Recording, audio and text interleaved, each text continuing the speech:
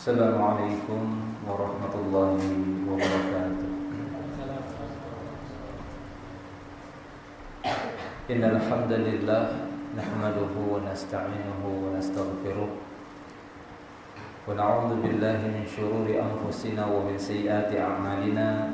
Man yahdihillahu fala mudilla lahu wa man yudlil fala hadiya lahu. Ashhadu an la ilaha illallah wahdahu la syarika lah wa ashhadu anna Muhammadan abduhu wa rasuluh.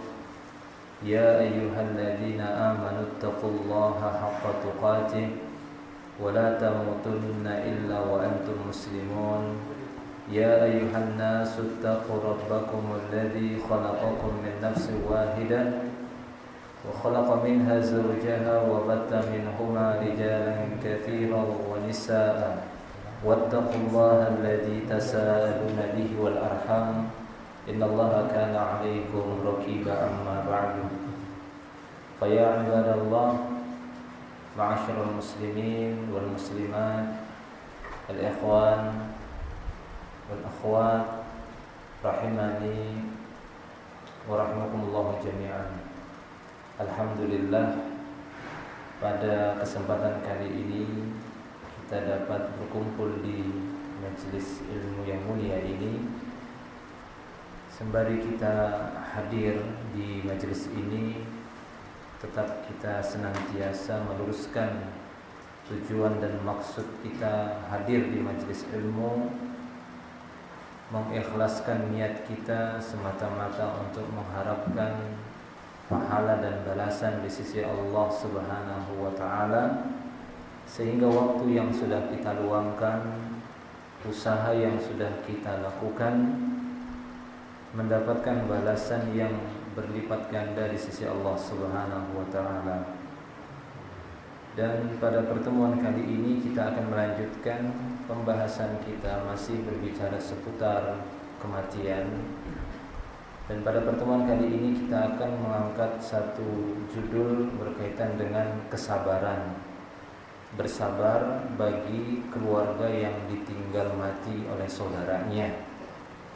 Jadi bersabar bagi keluarga yang ditinggal mati oleh saudaranya. Perlu kita ketahui bahwasanya manusia tidak terlepas dari ujian. Dan di antara bentuk-bentuk ujian yang Allah Subhanahu wa taala berikan kepada manusia, khususnya kepada orang-orang yang telah mengikrarkan keimanannya kepada Allah Subhanahu wa taala, Allah Subhanahu wa taala akan membuktikan keimanannya dengan memberikan ujian kepada mereka. Apakah ujian itu berupa kekurangan harta ataupun kehilangan harta? Ataukah ujian itu berupa ketakutan ataupun kesedihan? Ataukah ujian itu berupa hilangnya ataupun wafatnya orang-orang yang mereka cintai dari kalangan karib kerabat, famili dan keluarga mereka? Semua ini merupakan bentuk-bentuk dan jenis-jenis ujian yang Allah Subhanahu wa taala berikan kepada hamba-hambanya. Terlebih lagi kepada orang-orang yang beriman kepada Allah.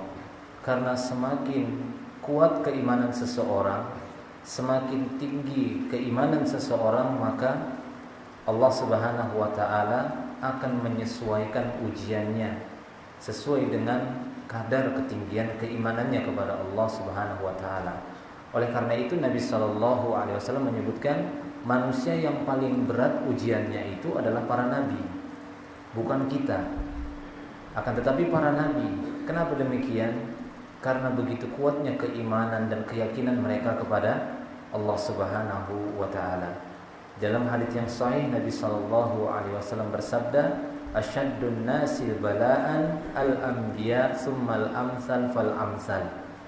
Manusia yang paling berat ujiannya itu para nabi, kemudian yang semisalnya, artinya yang semisal dengan para nabi, yaitu orang-orang yang ingin mengikuti jalannya para nabi, bersabar di atas ujian-ujian yang Allah Subhanahu wa taala berikan. Di dalam melaksanakan perintah, menjauhi larangan, ataupun di dalam menerima musibah-musibah yang datang dari Allah Subhanahu wa taala. Oleh karena itu di sana para ulama menyebutkan bentuk kesabaran itu ada pada 3 hal. Sabar ketika melaksanakan perintah, sabar ketika menjauhi larangan, dan bersabar ketika mendapatkan takdir. Takdir yang baik ataukah takdir yang buruk. Dan bersabar di dalam menerima takdir Allah ini telah dimasukkan ke dalam salah satu rukun dari rukun iman. Jika seorang mengingkarinya, maka ini akan merusak keimanan orang tersebut, minimalnya akan melemahkan keimanannya. Ketika Nabi SAW ditanya tentang iman, apa itu iman? Maka Rasulullah menyebutkan 6 rukun iman. Antu'mina billahi wa malaikatihi wa kutubihi wa rusulihi wal yaumil akhir. Dan beliau mengucapkan kata iman lagi, wa tu'mina bil qadri khairihi wa syarrihi. Iman itu engkau beriman kepada Allah, kepada para malaikatnya, kepada kitab-kitab Allah, kepada utusan-utusan Allah Subhanahu wa taala, rasul-rasulnya, kepada hari kiamat, dan ditakkid, diperkuat lagi oleh Rasulullah dengan kalimat iman, wa tu'min. Engkau harus benar-benar beriman kepada takdir, baik dan buruknya, karena takdir itu perintahnya bukan untuk difikirkan, akan tetapi untuk diimani. Takdir nggak bisa difikirkan, karena sesungguhnya takdir itu sesuatu yang sudah ditetapkan oleh Allah sebelum Dia menciptakan sesuatu apapun. Subhanallah. Ya, jadi sudah ditulis oleh Allah Subhanahu wa taala segala kejadian di Lauh Mahfuz. Setelah itu baru Allah Subhanahu wa taala memulai ini dari apa yang telah Allah tuliskan di lauh. Lauh itu sebuah, ya, kalau dalam bahasa Arab lauh itu seperti papan, tempat untuk menulis. Lauh mahfuz, mahfuz dari kata hafizah, artinya mahfuz, yaitu satu papan yang terjaga. Ya, satu kitab atau satu tempat tulisan yang dijaga, yang terjaga, yang nggak bisa diintip oleh siapapun. Tidak ada satupun yang bisa mengintipnya, diintip gitu kan, sehingga dia tahu takdirnya. Nah demikian. Jadi benar-benar Rasulullah memberikan penekanan antu'mina bil qadri. Jadi engkau wajib harus benar-benar beriman kepada takdir, baik ataupun buruknya. Kalau mendapatkan takdir yang baik, mungkin semua orang akan tersenyum. Tapi apakah bisa seorang itu tersenyum ketika mendapat takdir yang buruk? Artinya yang buruk di sini ketika mereka mendapatkan hal-hal yang bersifat musibah. Ya, yang sifatnya musibah. Sehingga para ulama menyebutkan di antara tingkatan kesabaran yang paling utama adalah ar-ridho. Ridho dengan takdir Allah Subhanahu wa taala. Dia rela apapun yang telah Allah Subhanahu wa taala gariskan untuknya, maka raditu billahi robba. Saya ridho Rob Allah itu sebagai Robku yang mengatur, ya, takdir-takdirku dan segala kehidupanku. Baik, jadi ikhwan fillah rahimani wa rahimakumullah wa iyyakum jami'an. Jadi bersabar itu walaupun yang kita bahas di sini adalah bersabar ketika mendapatkan musibah. Ketika melaksanakan perintah Allah juga butuh kesabaran. Jika tidak, kita tidak akan mungkin mampu dan kita tidak akan sanggup berdiri untuk mendengarkan bacaan imam, melainkan mereka bersabar untuk menanti rahmat Allah Subhanahu wa taala, bersabar di dalam melaksanakan perintah. Demikian juga orang yang berpuasa, demikian juga orang yang melaksanakan ibadah haji, demikian yang lainnya dari bentuk-bentuk perintah itu butuh kesabaran. Jika tidak, maka orang tersebut tidak akan mengerjakannya. Dia akan merasa bosan ataupun merasa tidak senang ataupun merasa, ya, tidak ada dorongan untuk melaksanakan ibadah tersebut karena kurangnya kesabaran. Demikian juga bersabar ketika menahan diri dalam larangan-larangan Allah Subhanahu wa taala. Jadi bersabar, dia tahan dirinya agar tidak melanggar larangan-larangan Allah Subhanahu wa taala. Dan bersabar yang ketiga kata para ulama, bersabar ketika mendapatkan takdir. Ya, bersabar ketika mendapatkan musibah. Dan bentuk-bentuk musibah itu banyak sekali sebagai ujian untuk kita semua. Dan di antara bentuk ujian yang Allah Ta'ala berikan kepada kita, yaitu hilangnya atau perginya orang-orang terdekat kita, atau orang yang kita cintai, kekasih kita, anak kita, orang tua kita, tetangga kita, teman dekat kita, ataupun yang semisalnya, dipanggil oleh Allah Subhanahu wa Ta'ala, telah menemui ajalnya seperti yang sudah kita bahas. Bagaimana tentang ajal, tentang maut, tentang kematian, itu akan mendatangi ya setiap orang di antara kita. Allah Subhanahu wa Ta'ala berfirman di dalam surat Al-Baqarah ayat yang ke-155. Di sana Allah Subhanahu wa Ta'ala menyebutkan tentang ujian ini akan Allah berikan, ibtila ini akan Allah berikan. Walanabluwannakum bisyai'in minal khaufi wal ju'i wa naqsim minal amwal wal anfus was samarat wa basyiris sabirin.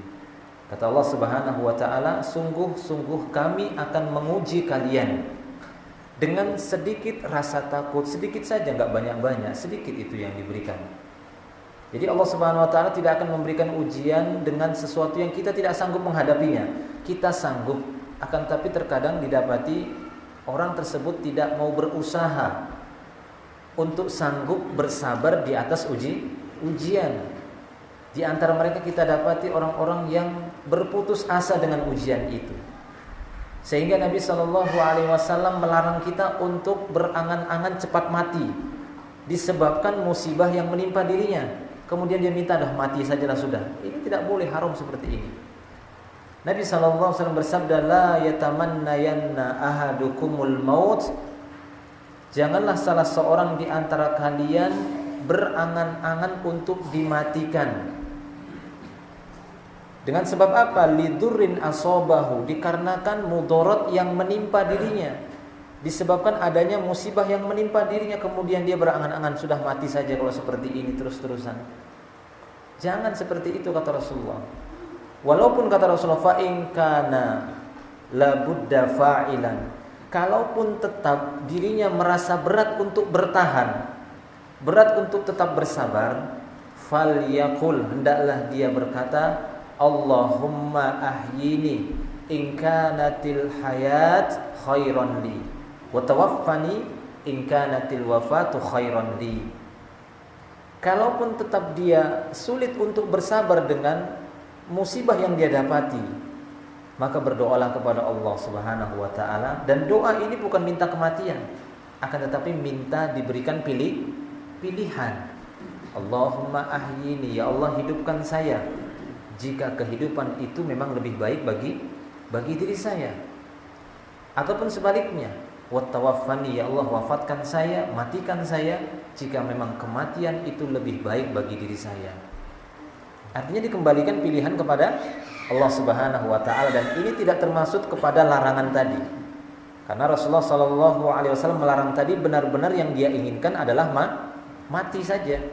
La yatamannayanna ahadukumul mauta lidurrin asabahu. Jangan salah seorang di antara kalian berangan-angan untuk dimatikan saja disebabkan adanya musibah yang menimpa dirinya. Kalaupun dia tidak tahan, berdoalah kepada Allah Subhanahu wa Ta'ala. Tapi jelas yang lebih utama adalah bersabar.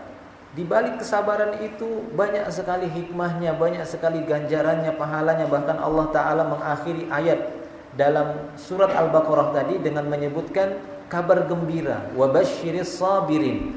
Berilah kabar gembira bagi orang-orang yang bersabar. Setelah Allah menyebutkan berbagai macam ujian yang akan Ia berikan kepada kalian, bisyai'in minal khauf, diberikan sedikit rasa takut, wal ju' ataupun rasa lapar, sedikit saja. Enggak lama-lama lah. Kalau kita ingin menghitung-hitung masalah lapar saja ya, masalah kelaparan. Kalau kita ingin menghitung sejauh mana yang bisa kita ingat dari masa kecil kita, apakah ya dari SD ataukah dari SMP lah, mungkin ingatan kita masih nyambung sampai SMP. Kalau SD mungkin agak berat, apalagi TK itu sudah belum gitu ya, belum bisa kita merekam keadaan yang kita alami. SMP lah. Kalau kita hitung-hitung berapa kali kita kelaparan dibandingkan berapa kali kita kekenyangan. Ya, jauh sekali. Paling beberapa kali sajalah. Kalaupun ada di sana kita dapati orang yang mungkin merasa orang termiskin di dunia, kata penyanyi kan gitu ya. Aku merasa orang termiskin di dunia katanya mungkin. Ya, kalaupun dia memang merasa seperti itu, jika dihitung-hitung masih lebih banyak kenikmatan yang Allah Ta'ala berikan dibandingkan ujiannya.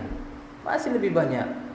Kenapa? Karena yang dia lihat, yang dia perhatikan hanya sebatas apa yang ada di bagian tengah tubuhnya, perut. Dia tidak melihat bagaimana dia bisa melihat, dia tidak memikirkan bagaimana dia bisa menghirup udara, dia bisa berbicara, di mana orang-orang ada yang sampai operasi suara, ada yang operasi pernapasan, ada yang operasi mata, ada operasi telinga, menginginkan mendengar tapi tidak bisa mendengar, melihat atau semisalnya. Sementara dia mungkin musibahnya hanya bagian perut saja, artinya sering lapar. Tapi jaranglah kita dapati seperti itu. Nah, demikian. Jadi sedikit saja yang diuji oleh Allah Subhanahu wa taala. Wa naqsim minal amwal, dan Allah Ta'ala menguji kita dengan kekurangan harta, wal anfus, kekurangan jiwa, maksudnya kehilangan jiwa, hilangnya ya orang-orang yang kita cintai, ataupun pada diri kita, pada tubuh kita adanya yang dicabut, diambil oleh Allah Subhanahu wa taala. Ya, mungkin ada kesehatan yang diambil dan yang semisalnya, dia sakit dan semisalnya, maka bersabar. Sebagaimana firman Allah Subhanahu wa taala dalam surat Luqman ayat yang ke-17, Allah Taala berfirman, "Wasbir 'ala ma asabak." Bersabarlah terhadap apa yang menimpa dirimu, inna dzalika min azmil umur, karena sesungguhnya bersabar itu termaksud hal-hal yang hal yang paling pokok dalam urusan, perkara yang paling wajib. Jadi kesabaran itu innama yuwaffas sabiruna ajrahum bighairi hisab, itu dalam surah Az-Zumar. Sesungguhnya balasan bagi orang-orang yang bersabar itu bighairi hisab, tanpa ada hisabnya, artinya enggak tahu berapa hitungannya. Jadi keliru kalau ada yang mengatakan sabar itu ada batasnya. Tidak ada. Siapa yang membatasi sabar? Justru sabar itu tidak ada batasnya. Dan kesabaran itu pada setiap hal, segala sesuatu yang seorang manusia merasa terganggu, hilang sesuatu darinya, maka diperintahkan baginya untuk bersabar. Walaupun yang menjadi pembahasan kita di sini adalah bersabar ketika mendapatkan kematian pada orang-orang terdekat kita. Tapi perintah bersabar ini pada setiap hal, apapun itu. Apakah karena keletihan, ataukah karena kecapean, ataukah karena mungkin ada rasa sakit, atau mungkin karena adanya masalah demi masalah yang bertubi-tubi datang kepadanya, dan yang semisalnya. Sebagaimana sabda Nabi sallallahu alaihi wasallam dalam sebuah hadis yang sahih, Nabi sallallahu alaihi wasallam bersabda, "Ma asaba min muslim min nasabin wala wasabin wala hammin wala hazanin wala ghammin wala adza hatta syaukah yushakuha illa kafarallahu biha khotoyahu." Atau kama qala sallallahu alaihi wasallam, tidak ada satu musibah pun yang menimpa seorang muslim, apakah itu berupa nasab. Nasab itu maksudnya at-ta'ab, kecapean. Itu musibah sebenarnya. Iya kan? Itu satu musibah sebenarnya yang diperintahkan bagi kita untuk bersabar. Itu ujian. Yang mana ini tidak ada lagi bagi orang-orang muslim nanti ketika di akhirat enggak ada lagi yang namanya capek, sakit, itu enggak ada. Apalagi setelah masuk ke dalam surga, tidak ada lagi yang namanya keletihan, kecapean, keringat, buang air besar, itu enggak ada. Seorang yang penduduk surga itu akan makan dengan sesuka hatinya, namun kotorannya itu dengan izin Allah Subhanahu wa taala keluar dari pori-porinya. Ya, kotorannya itu keluar dari pori-porinya berupa keringat, yang keringatnya itu lebih harum dari minyak kasturi. Nah, ini gitu ya. Jadi makan sesuka hati. Jadi seperti itu dijadikan oleh Allah Subhanahu wa taala kehidupan di akhirat, kehidupan di surga nantinya. Nah, jadi apapun yang menimpa seorang muslim, apakah itu an-nasab, maksudnya keletihan, capek. Terkadang kita tidak memahami bahwasanya ini semua adalah ujian yang dengan Allah Ta'ala memberikan ujian ini, Allah menggugurkan sebagian dari dosa-dosa kita. Apakah itu wasab berupa penyakit, ataukah wala hammin ham al-humum, apa ya istilah kita itu, biasanya orang sekarang tuh galau, nah itu galau kan gitu ya, istilah sekarang tuh kegalauan, hazan gitu ya, kesedihan, ataukah yang semisalnya ada gangguan, berbagai macam gangguan. Ini semuanya adalah kafarallahu biha khotoyah. Dengan musibah-musibah ini, ujian ini, Allah menggugurkan dosa-dosa seorang muslim. Jadi harus bersabar. Apalagi jika musibah itu berupa kematian. Orang yang kita cintai, orang yang kita sayangi, orang yang terdekat dengan kita, orang yang sering membantu kita, kemudian dipanggil oleh Allah Subhanahu wa taala. Ini bagaimana galaunya, bagaimana sedihnya, dan bagaimana lelahnya. Jelas ini lebih berat sebatas seorang lelah karena bekerja seharian atau sakit karena kerja seharian dan semisalnya. Jelas musibah yang besar itu adalah musibah kematian.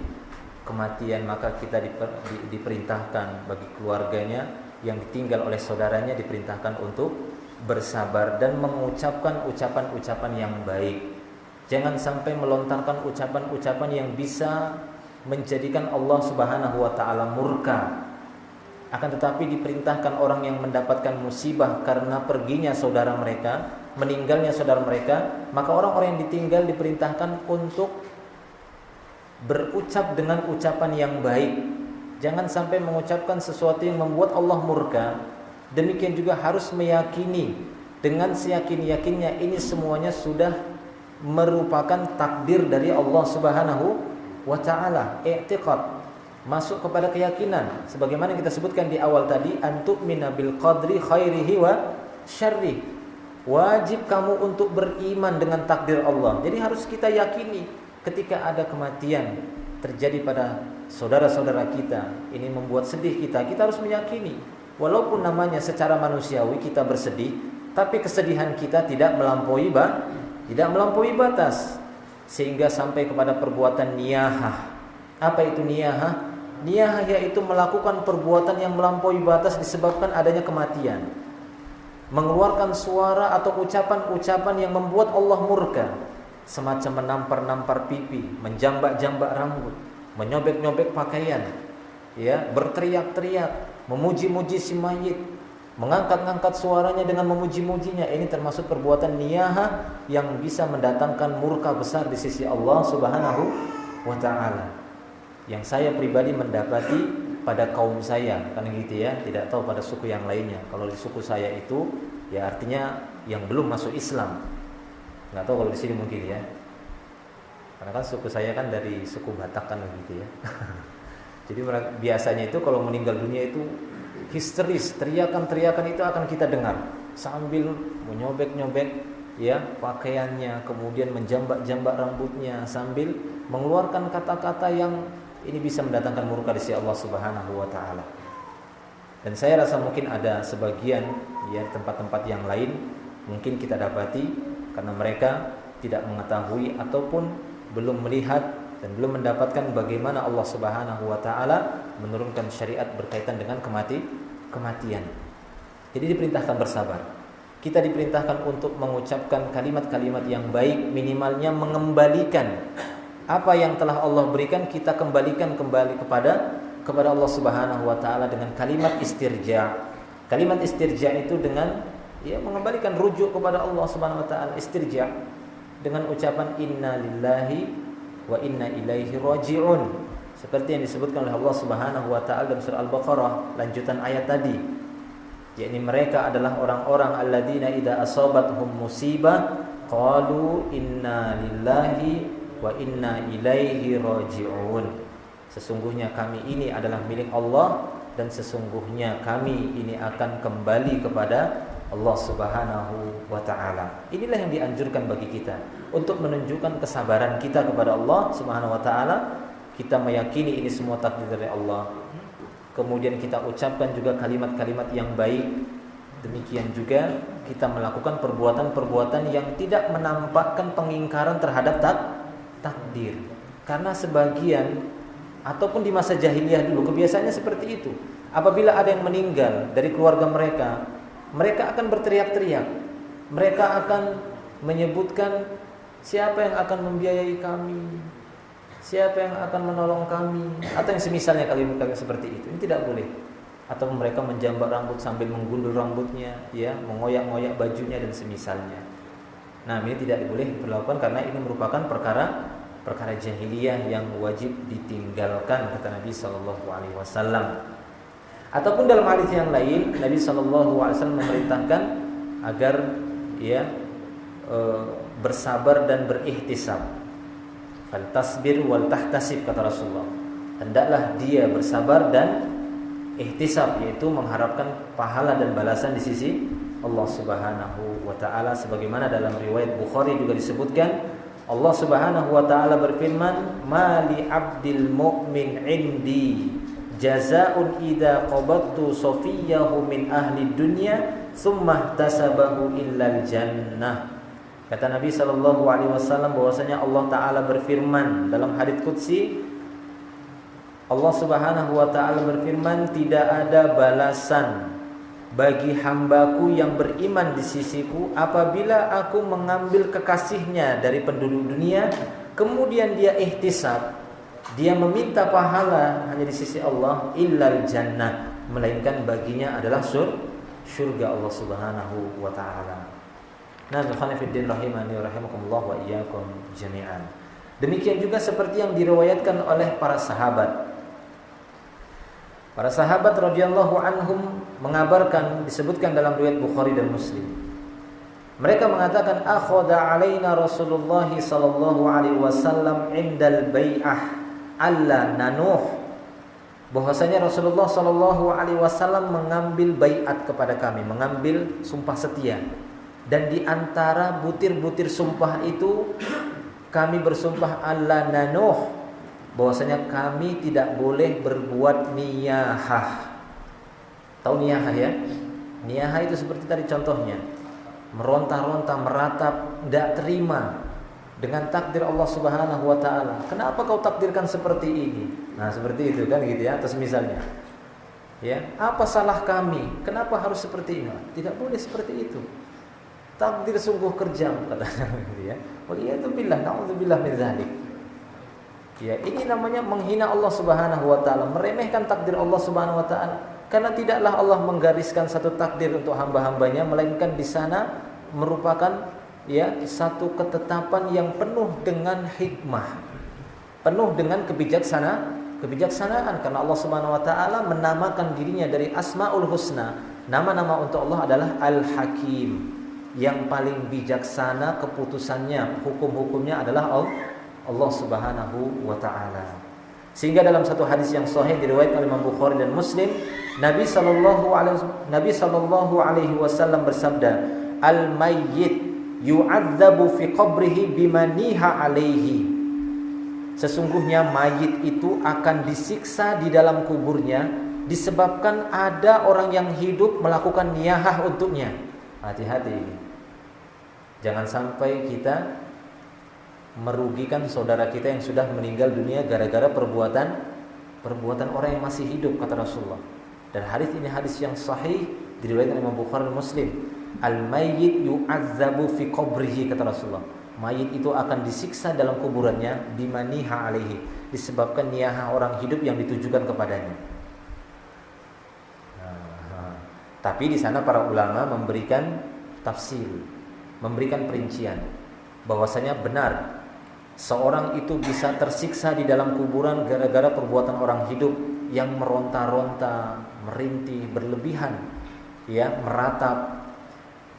Seorang yang dalam kubur bisa terkena siksa, ya, dengan catatan pertama, kata para ulama, jika si mayit ini mewasiatkan ataupun memerintahkan agar jika dia mati hendaklah kalian meratapiku, ya, ataupun membuat acara-acara ratapan, memperpanjang kesedihan. Makanya tidak boleh, Rasulullah SAW tidak memperbolehkan untuk bersedih lewat dari 3 hari. Berkabung itu 3 hari aja. Lewat ini jangan ada lagi bersedih, karena ini termasuk niyaha. Ini akan menyebabkan siksa bagi orang yang diratapi tadi, yang sudah meninggal dunia. Dan para sahabat menganggap, kami dulu menganggap di masa Rasulullah Sallallahu Alaihi Wasallam, acara kumpul-kumpul, makan-makan setelah adanya kematian ini dianggap niyahah, ini dianggap perbuatan meratap seperti ini, sehingga tidak pernah didapati di masa Nabi Sallallahu Alaihi Wasallam hal-hal seperti itu dilakukan. Kenapa? Karena Rasulullah menganggap ini adalah perbuatan yang bisa menyebabkan orang yang meninggal tadi tersiksa. Tapi justru apa yang kita lakukan kepada ahlu musibah, mempercepat hilangnya kesedihan. Karena sesungguhnya Islam itu bukanlah agama yang membiarkan umatnya untuk bersedih. Bahkan Rasulullah Sallallahu Alaihi Wasallam sendiri sampai berdoa kepada Allah, Allahumma inni a'udzubika minal huzni. Ya Allah, aku berlindung kepadamu dari kesedihan. Karena sesungguhnya seorang muslim itu seorang muslim mendambakan kegembiraan. Bukan kesedihan, apalagi memperingati hari kesedihan. Ini enggak ada dalam Islam memperingati kematian, diperingati. Itu kan memperingati kesedihan, dan ini tidak ada di dalam Islam. Yang ada di dalam Islam adalah memperingati kesenangan dan kegembiraan. Kapan itu kita peringati? Idul Adha dan Idul Fitri. Ini adalah hari kegembiraan, hari bersenang-senang, hari makan minum, kata Rasulullah, ayyamu aklin wa syarbin, hari makan-makan, minum-minum yang diperingati terus setiap tahun dengan tanggal yang sama, tanggal dan bulan yang sama. Sehingga tidak ada itu namanya memperingati kematian, itu tidak. Di dalam Islam itu tidak pernah dicontohkan, karena sungguhnya Allah Subhanahu wa taala sampai-sampai kan Rasulullah mengajarkan doa untuk menghilangkan kesedihan. Lihat di dalam buku-buku doa yang bersumber dari Nabi Sallallahu Alaihi Wasallam. Beliau mengajarkan kita supaya berdoa kepada Allah supaya kesedihan itu cepat hilang. Kesedihan itu suatu yang menyedihkan. Sedih itu bisa mengakibatkan keputusasaan. Nah, demikian ikhwan fillah rahimani wa rahimakumullah wa iyyakum jami'an. Jadi kata para ulama bahwasanya niyahah orang yang hidup ini bisa menyebabkan azab kubur bagi orang yang mati ketika orang yang mati tadi mewasiatkan untuk melakukan acara ratapan kalau dia meninggal. Ataupun didapati orang yang meninggal ini memperbolehkan meratapi orang yang sudah meninggal, sehingga ketika dia meninggal keluarganya juga melakukan apa yang telah diperbolehkan. Akan tetapi tidak termaksud jika dia sudah memberikan wasiat, kalau saya meninggal maka jangan ada seorang pun di antara kalian yang melakukan niyahah. Kalau yang seperti ini maka dia selamat walaupun ribuan orang menangisinya, walaupun ribuan orang meratap kemudian melakukan meronta-ronta dan mengingkari, maka ini tidak ada sedikit pun pengaruh baginya. Kenapa? Karena dia sudah berlepas diri dengan memberikan wasiat, kalau saya meninggal maka tidak ada yang namanya niyahah.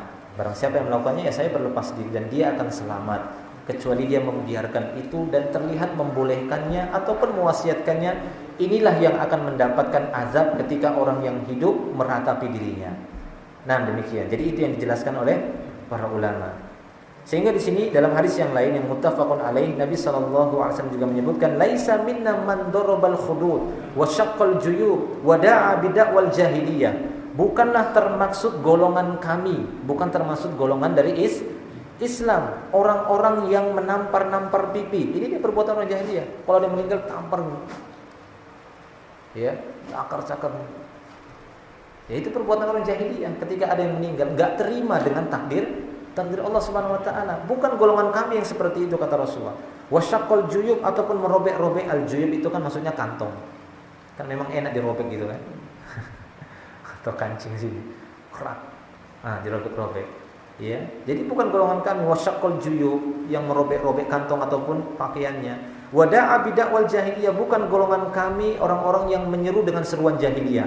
Apa itu seruan jahiliyah? Orang jahiliyah kalau meninggal dunia itu di masa jahiliyah mereka akan berteriak-teriak, meronta-ronta, menjerit-jerit histeris.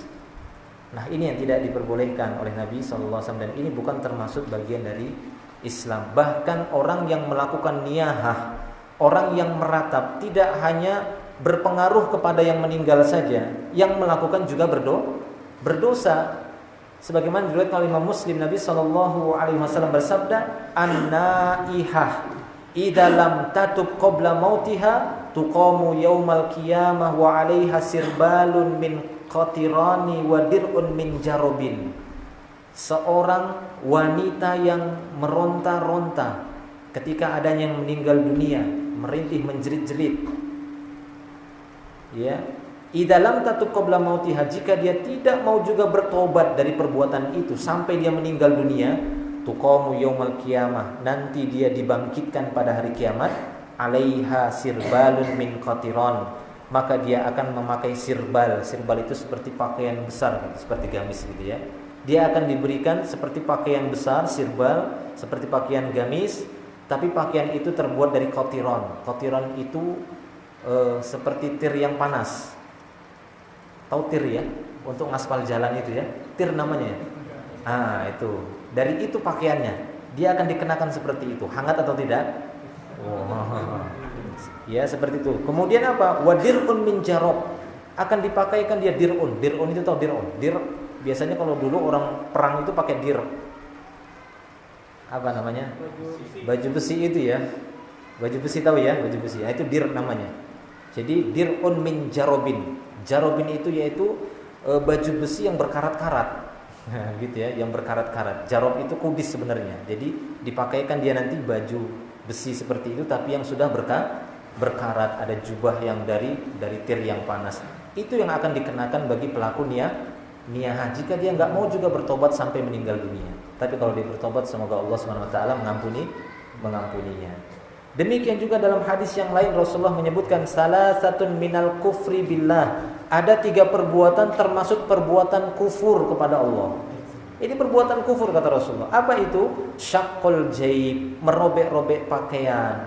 Wan niyahah, kemudian ya merintih ataupun meratap orang yang meninggal. Wa ta'nu fin nasab, ataupun mencela nasab orang lain.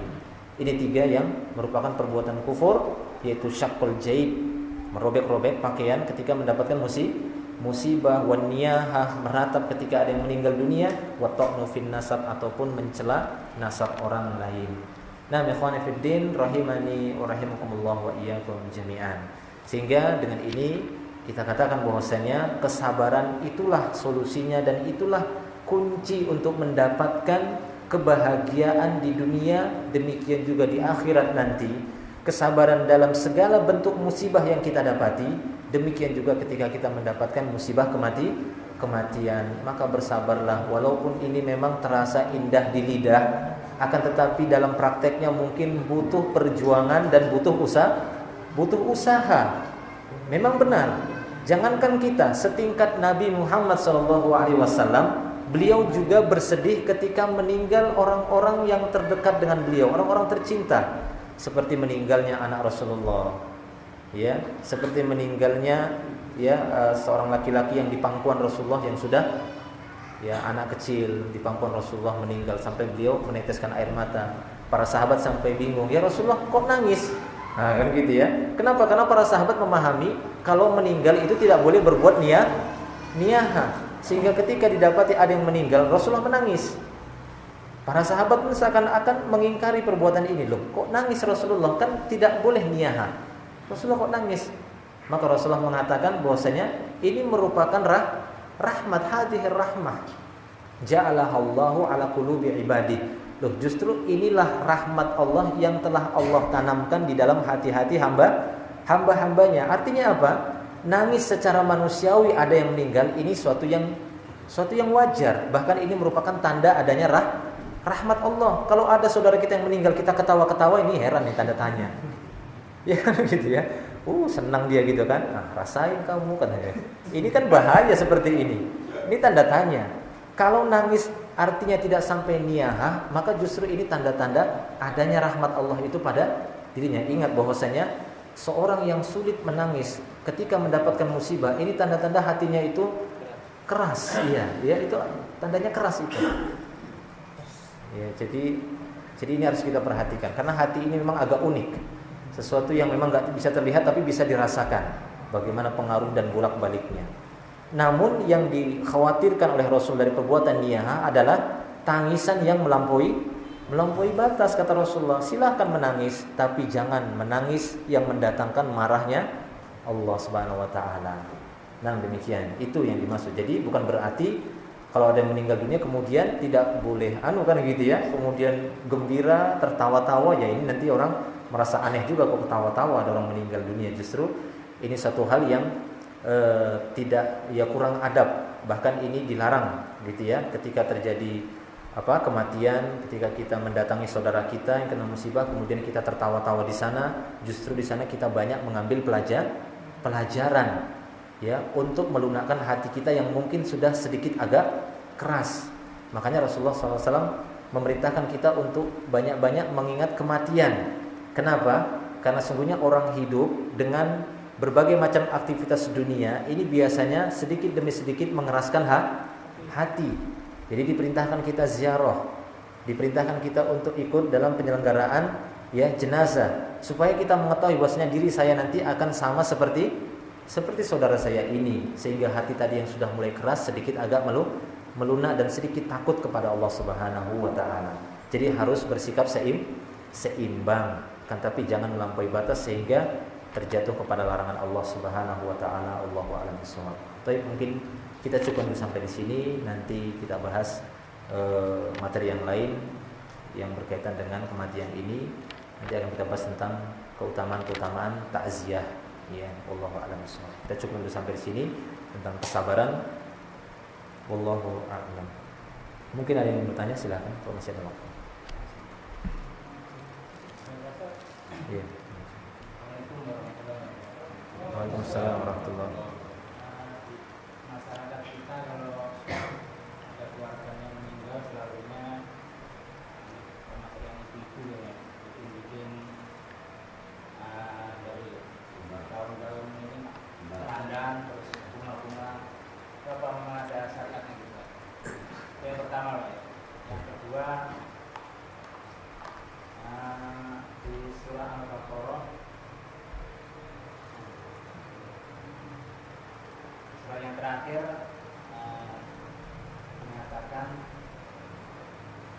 Allah tidak membebani seorang hamba atas kemampuannya. Ini ada cerita teman saya teman musibah sampai dia sakit, ada berhutang, anaknya banyak lagi.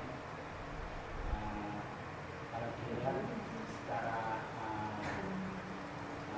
orang awam, dia itu sudah tidak mampu, tidak sanggup.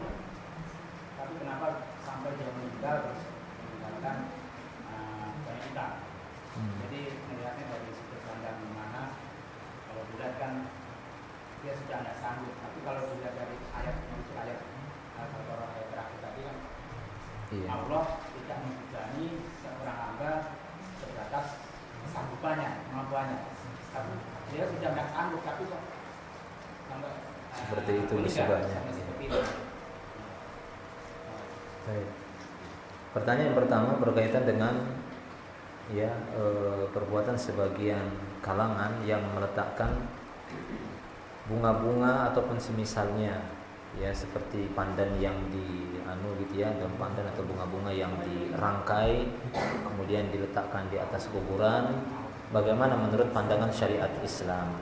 Kalau menurut pandangan secara umum manusia, maka ini satu hal yang sudah biasa. Iya kan? Kalau ditanya kenapa begitu? Ya, memang begini sudah kebiasaannya. Tapi kan bukan itu yang kita inginkan, kan gitu ya.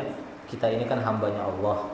Kita ini adalah ciptaan Allah Subhanahu wa taala, Rasul telah diutus, Quran telah diturunkan, maka itulah yang menjadi pedoman hidup kita.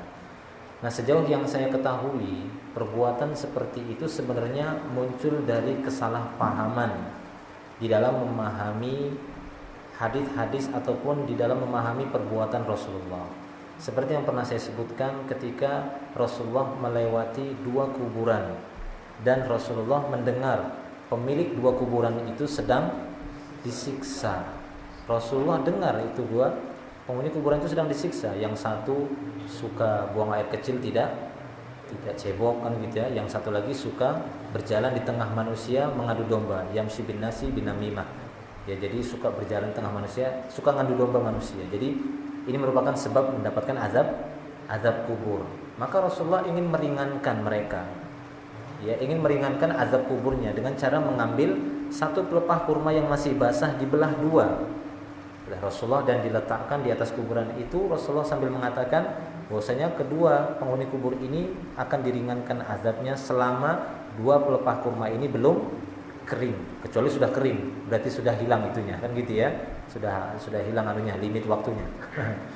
Jadi banyak kalangan mengambil dalil bahwasanya diperbolehkan meletakkan pelepah kurma dan semisalnya dari tumbuh-tumbuhan, dedaunan, bunga-bunga di atas kuburan itu sebagai penolong agar lebih mendinginkan mereka, dengan alasan gitu ya, menyejukkan mereka dan yang semisalnya. Cuma benarkah kias seperti ini? Analogi seperti ini diterima atau tidak? Ya, para ulama mengatakan bahwasanya bukan seperti ini kias yang diinginkan. Kenapa? Karena kalau kita ingin melakukan kias dari satu dalil, kita harus mengetahui apa alasan dari perbuatan Rasulullah Sallallahu Alaihi Wasallam. Itu dulu yang harus kita dapat di kuncinya. Karena nanti setiap dalil kalau kita kiaskan bisa amburadul syariat kan gitu ya. Jadi bisa kacau balau. Nah, kalau kita ingin melihat apa alasannya Rasulullah melakukan demikian? Apa alasannya? Rasulullah mendengar ya kedua penghuni kubur itu sedang disiksa. Jadi itu. Makanya para ulama mengatakan kalau memang alasan seperti ini yang didapati oleh sebagian orang yang meletakkan bunga-bunga itu di atas kuburan, kalau memang ini alasannya, maka tidak mengapa. Silahkan mereka untuk meletakkan pelepah kurma, pelepah pisang atau pelepah kelapa ataupun daun-daun yang lainnya, bunga-bunga di atas kuburan. Kenapa? Karena mereka tahu orang yang di dalam kuburan ini sedang disiksa. Tapi kan masalahnya kan nggak dengar, gitu ya. Tidak mendengar berarti apa? Kalau seandainya ketika Rasulullah melewati dua kuburan itu dan beliau mendengar keduanya tidak disiksa, apa yang beliau lakukan? Kan lewat saja kan begitu ya. Beliau tidak akan meletakkan pelepah kurma itu, tapi karena beliau mendengar dengan izin Allah mukjizatnya, maka beliau melakukan itu. Tapi kalau seandainya beliau nggak disiksa kok, berarti apa? Beliau tidak meletakkannya. Berarti hukum asalnya tidak ada, tidak meletakkan itu hukum asalnya. Biar saja seperti itu. Makanya ketika Rasulullah menguburkan jenazah, beliau tidak memberikan sesuatu pun di atasnya, kan gitu ya, kecuali sebatas tanda batu yang beliau ya sebagai tanda bahwasanya ini adalah kuburan dan ditinggikan setinggi ya seperti punuk unta setengah lingkaran, satu jengkal. Nah, itulah yang dilakukan oleh Nabi Shallallahu Alaihi Wasallam. Jadi jelas bahwasanya ini bukan bagian dari perbuatan di dalam Islam. Bahkan justru ini kita dapati merupakan perbuatan orang-orang di luar Islam seperti ini. Dan Islam 14 abad yang lalu, karena yang bawa Islam ini Rasulullah, tidak pernah melakukan yang demikian. Tapi karena beliau tadi hanya sebatas mendengar kan gitu ya. Selain itu tidak beliau lakukan seperti itu. Baik. Jadi itu ya. Wallahu a'lam bishawab. Adapun pertanyaan kedua, bagaimana dengan firman Allah Subhanahu wa taala, yukallifullahu nafsan illa wus'aha. Allah Subhanahu wa taala tidak membebani satu jiwa pun kecuali apa yang dia sanggup. Ya, jadi seperti tadi pertanyaannya, mungkin ada seorang yang mendapatkan musibah cukup besar menurut pandangan kita. Kan gitu ya, itu menurut pandangan kita. Dia terlilit hutang, tertimpa penyakit ataupun semisal yang meninggal dunia dalam keadaan banyaknya hutangnya dan semisalnya banyak. Ini bagaimana? Kita menganggap bukankah Allah Subhanahu wa taala memberikan suatu musibah dengan sesuatu yang sanggup bagi hamba? Ini kan enggak sanggup dia. Mati dalam keadaan yang meninggalkan hutang yang banyak sekali. Nah, ikhwani fiddin rahimani wa rahimakumullah wa iyyakum jami'an. Maka kita katakan bahwasanya benar apa yang difirmankan oleh Allah Subhanahu wa taala. Tidak mungkin Allah memberikan satu ujian yang tidak sanggup. Ya, dia sanggup, akan tetapi mungkin kita tidak mengetahui selain dari apa yang kita ketahui. Wallahu ya'lamu wa antum la ta'lamun, kata Allah. Allah Maha tahu tapi kalian tidak tahu. Ya, asa an takrahu syai'an wa huwa khairun lahum wa asa an tuhibbu syai'an wa huwa kurhun lakum. Ya, terbalik gitu ya. Jadi boleh jadi kalian mencintai sesuatu padahal itu buruk bagi kalian, ataupun sebaliknya, kalian benci terhadap sesuatu padahal itu baik bagi kalian. Jadi wallahu ya'lamu wa antum la ta'lamun. Allah Maha tahu sementara kalian tidak mengetahuinya. Jadi banyak yang tidak kita ketahui dari hal-hal ataupun dari perjalanan hidupnya. Kita tidak mengetahui. Akan tetapi secara umum Allah Ta'ala mengatakan ma asaba min musibatin fa bima kasabat aydikum wa ya'fu an katsir. Tidak ada satu musibah pun yang menimpa kalian melainkan akibat perbuatan kalian sendiri. Dan yang dimaafkan oleh Allah itu lebih banyak. Ya, jadi ternyata kesalahan-kesalahan kita yang dimaafkan oleh Allah itu lebih banyak. Jadi kesalahan itu kan yang kita lakukan itu ada 3. Pertama, Allah memaafkannya secara cuma-cuma. Ini banyak sekali kesalahan kita yang dimaafkan secara cuma-cuma. Tinggal 2 ini. Apa 2 ini? Allah menuntut taubat. Sampai kita taubat baru diampuni. Yang kedua, Allah Subhanahu wa ta'ala menimpakan musibah. Itulah tadi ma asaba musibatin fa bima kasabat aydikum. Jadi musibah yang menimpa kalian itu juga akibat perbuatan kalian. Jadi yang dimaafkan itu sudah banyak kesalahan kita. Yang belum dimaafkan itu Allah menuntut taubatnya dan tidak diampuni sampai kita mau bertobat. Dan yang satu mungkin kita lupa gitu ya. Nah, ini caranya supaya digugurkan agar kita menjumpai Allah tanpa ada dosa. Allah menggugurkannya dengan memberikan musibah. Ya kan? Seperti itu. Seperti hadis tadi, tidak ada satu musibah pun, apakah itu kecapean, keletihan, galau dan semisalnya, sampai duri yang menusuk daging, maka Allah Subhanahu wa taala akan menggugurkan dosa-dosa kita. Ini dosa-dosa yang belum Allah maafkan, tapi yang dimaafkan sudah banyak. Nah, seperti itu. Ya, jadi kita tidak mengetahui bagaimana rahasia orang tadi, tapi seperti itulah ringkasannya. Insyaallah mudah-mudahan bisa dipahami. Cukup ya? Ya sudah. Masuk waktu Isya sudah lewat. Baik, mungkin ini dulu yang bisa kita sampaikan. Semoga bisa menjadi tambahan ilmu yang bermanfaat. Wa akhiru da'wana alhamdulillah. Subhanakallahumma bihamdika asyhadu an la ilaha illa anta astaghfiruka wa atubu ilaik. Assalamualaikum warahmatullahi wabarakatuh.